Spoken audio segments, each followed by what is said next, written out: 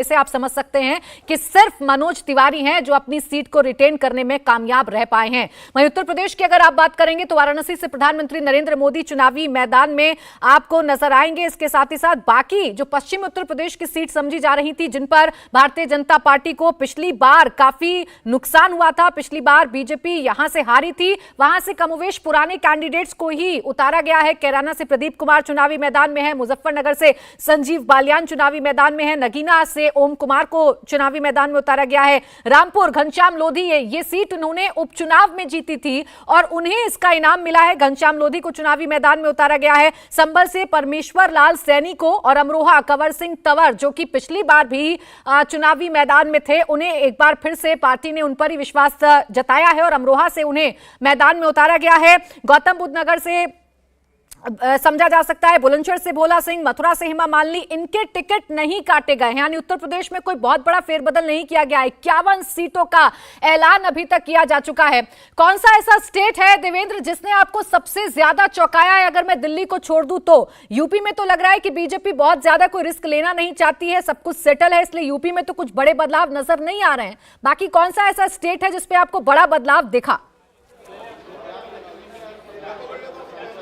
लेकिन यूपी में जो बड़े बदलाव है प्राची, वो आगे एक्सपेक्टेड है। अभी आप देखें तो जितने कैंडिडेट्स फाइनल किए गए हैं, तकरीबन 30 के आसपास कैंडिडेट्स अभी बाकी हैं और वहाँ पर उसमें आपको कुछ बड़े बदलाव नजर आएंगे, इसलिए उसको टाला गया है कि आज की लिस्ट में उन नामों को शामिल नहीं किया गया। दूसरा, दिल्ली के अलावा, दिल्ली की आपने बात कर ली, छत्तीसगढ़ में जैसा कि नाम मैंने बताया, 2-3 सांसदों का टिकट काटा जाना और एक वहाँ के मौजूदा मंत्री को चुनाव लड़ाया जाना।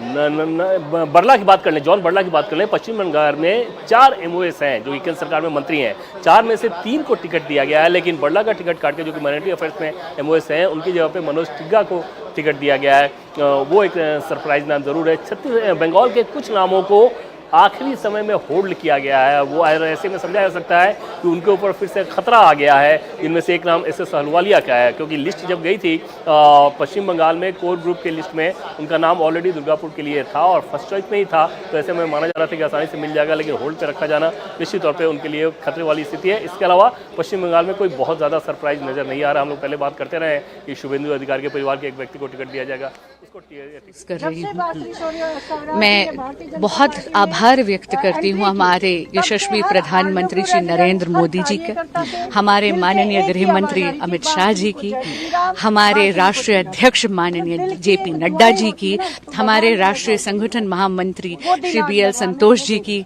हमारे दिल्ली प्रदेश के प्रभारी श्री जय पांडा जी की, सह प्रभारी बड़ी बहन अलका गुर्जर जी की, हमारे यशस्वी प्रदेश अध्यक्ष श्री वीरेंद्र सचदेवा जी की, हमारे संगठन महामंत्री प्रदेश में पवन राणा जी की, प्रत्येक भाजपा के कार्यकर्ता और संगठन की कि उन्होंने ये अवसर और ये दायित्व मुझे दिया है। अब मैं आपको कह रही हूँ, अब की बार और फिर एक बार मोदी सरकार, इसके संकल्प भाजपा का एक एक कार्यकर्ता नई दिल्ली लोकसभा सीट पर जाएगा और मुझे पूरा यकीन है कि हम तीसरी बार हमारे यशस्वी प्रधानमंत्री श्री नरेंद्र मोदी जी को भारत का प्रधान सेवक बनाएंगे।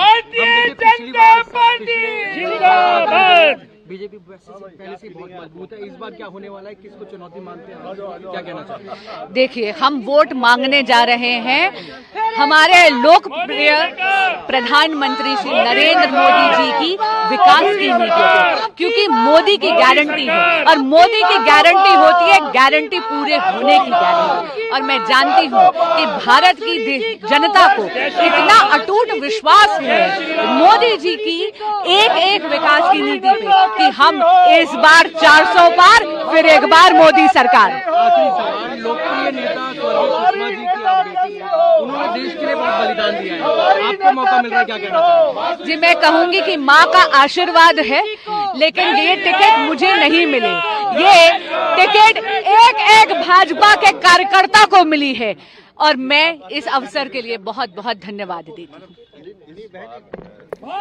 तो देखिए, नई दिल्ली से बांसुरी स्वराज को टिकट दिया गया है। यहां से केंद्रीय मंत्री मीनाक्षी लेखी का टिकट काटा गया है और वो खुशी का इजहार करती हुई और ये कहती हुई कि इस बार जो टारगेट भारतीय जनता पार्टी ने रखा है वो टारगेट हम कंप्लीट करके रखेंगे। तो बड़ी पिक्चर इस वक्त सामने आ चुकी है। 195 उम्मीदवारों का ऐलान कर दिया गया है और जो लोकसभा सीटों के लिहाज से सबसे बड़ा राज्य है यानी कि उत्तर प्रदेश, वहां से आप समझिए 51 सीटों पर उम्मीदवारों का ऐलान भारतीय जनता पार्टी ने कर दिया है। इससे इतर अगर आप विपक्ष की तैयारी देखेंगे तो अखिलेश यादव जब ऐलान करते हैं तो 10 सीटों पर 12 सीटों पर ऐलान करते हैं, लेकिन एक साथ 51 सीटों पर भारतीय जनता पार्टी ने ऐलान कर दिया है। तैयारी आप समझ सकते हैं बीजेपी की कितनी बड़ी तैयारी है। चौंकाया जरूर है दिल्ली ने, क्योंकि यहां पर सबसे ज्यादा बदला गया है, सबसे ज्यादा यहां पर सांसदों का टिकट अभी तक कटा है। 2 सीट अभी भी बाकी हैं, उन सीटों पर ऐलान नहीं किया गया है। और जो राज्यसभा इस बार नहीं भेजे गए उन्हें भी लोकसभा का चुनाव लड़ाया गया है। और ये देवेंद्र, गुजरात की लिस्ट देखकर समझ में आता है, जो लोग राज्यसभा नहीं भेजे गए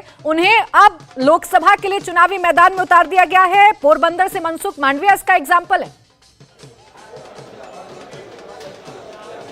जी हाँ प्राची, और जैसा कि पहले हम लोग बात कर रहे थे कि पोरबंदर से उनकी संभावना रहेगी, हालांकि उनकी चॉइस में पोरबंदर भावनगर ये था और पार्टी ने दोनों ही सीटों पर विचार करके पोरबंदर को फाइनल किया था। और मनसुख मांडविया की बात कर लें तो वो ऑलरेडी इस बात को लेकर बहुत ज़्यादा उत्साह में थे कि उन्हें लोकसभा चुनाव लड़ना है, लोकसभा चुनाव लड़ने का मौका मिल रहा है। और पहले जैसे कि हम लोगों ने बात की कि बतौर स्वास्थ्य मंत्री उन्होंने अच्छी छाप छोड़ी है अपने वैक्सीनेशन ड्राइव को जिस प्रकार से उन्होंने चलाया बतौर मंत्री रहते हुए, उसमें उसका इनाम एक तरह से आप कह सकती हैं कि उनको ये दिया गया कि पार्टी आगे भी उनको संभावना के तौर पर देखती है। और छत्तीसगढ़ में चुनाव के इंचार्ज के तौर पे जिस प्रकार से उन्होंने काम किया, और वो काम तब होता था जब आप सरकार के मंत्री भी हैं और वहाँ पर पार्टी का काम भी देखना है, तो इन सब चीज़ों में बैलेंस करना वो मनसुख मांडविया के लिए निश्चित तौर पे उसका पुरस्कार आप कह सकती हैं। और बहुत सहज व्यक्ति हैं, बहुत आसानी के साथ किसी से मिलते हैं जुलते हैं, बातचीत करते हैं, तो पार्टी के टॉप लीडरशिप की नज़र में निश्चित तौर पर वो एक बड़े सेट हैं। प्रधानमंत्री नरेंद्र मोदी और गृहमंत्री अमित शाह में सोशल के दौरान जानकारी मिलती है कि दोनों इनकी कार्यशैली को लेकर पसंद रहते हैं और इस लिहाज से उनको मौका दिया गया, पोरबंदर की सीट में दी गई है।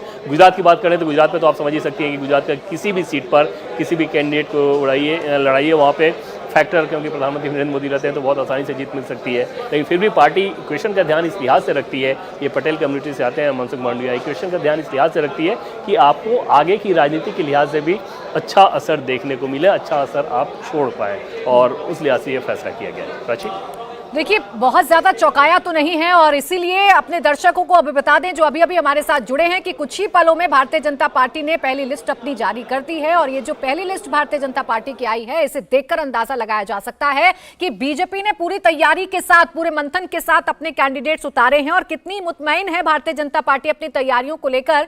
ये राजस्थान की लिस्ट को देखकर समझ में आता है कोई बहुत बड़ा फेरबदल राजस्थान में किया नहीं गया है देवेंद्र, क्योंकि यहां ऑलरेडी 100% स्ट्राइक रेट है बीजेपी का।